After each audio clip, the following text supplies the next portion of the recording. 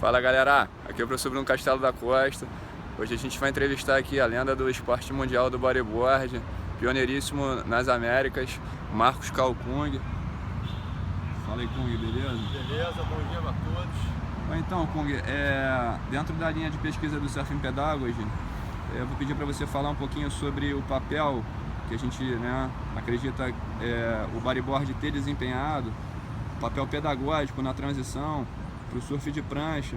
A maioria dos surfistas de prancha que iniciou seu aprendizado ali no final da década de 80, início da década de 90, a maioria deles parece que já tinha acumulado experiência com bodyboard antes de pegar a prancha de quilha, de fibra de vidro. Isso daí procede? Tipo, você podia falar um pouco aí a esse respeito, em vista da sua história aí, da sua experiência com bodyboard? E também é um prazer ter você aí com a gente. Pô, é uma honra, uma satisfação muito grande. E é isso aí, vamos aproveitar aí as palavras do mestre, que conhece a história do início ao fim.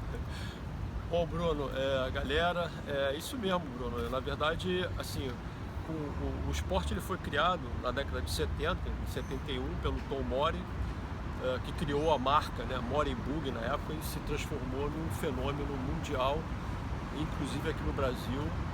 E o principal objetivo do Tom Mori era oferecer à esposa, que estava grávida na época, a continuidade do surf, porque eles moravam no Havaí na época, e com segurança. Ele era, na época, engenheiro ligado a nada, trabalhava com polímeros, com plásticos, na época o polietileno expandido, e ele com ferro de passar e jornal fez a primeira prancha. A esposa dele surfou, deitada, por causa do já estava com a barriga já bem evidente, e pegou uma onda alucinante.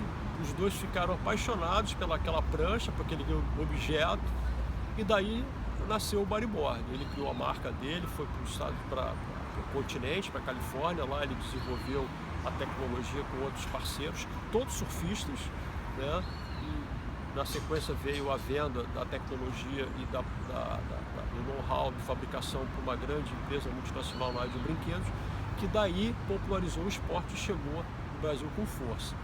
Eu comecei em 73 e tal, e também surfava. Eu sou um exemplo vivo, eu surfava em pé, no leme na época, com onda buraco, enfim, tive vários acidentes na cabeça. Minha mãe falou, vai acabar com isso, só fica quebrado e tal, papapá. E aí veio o bodyboard.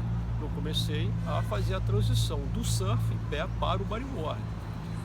E alguns amigos meus surfistas também, quando a condição do mar na época, o leme estava inadequada para surfar em pé, a gente tinha que na época sair dali do leme andando até o arpoador, com a prancha na cabeça, a gente revezava pesadona e tal. Ou chegava lá, tinha que esperar até 5 horas da tarde, que depois o exército liberava a área ali do arpoador para surfar do diabo. Aí, pô, bodyboard, cara, foi assim como luva, ondas, buraco, perto de casa, com uma prancha perfeita para aquele tipo de onda, é o bodyboard.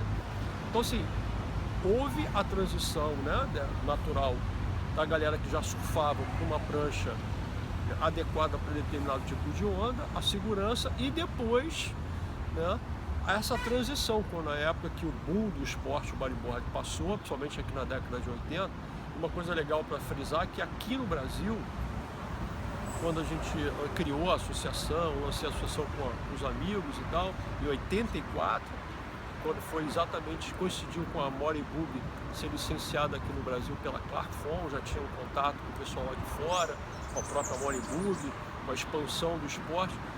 A gente criou a associação e nós incluímos uma categoria feminina separada dos meninos.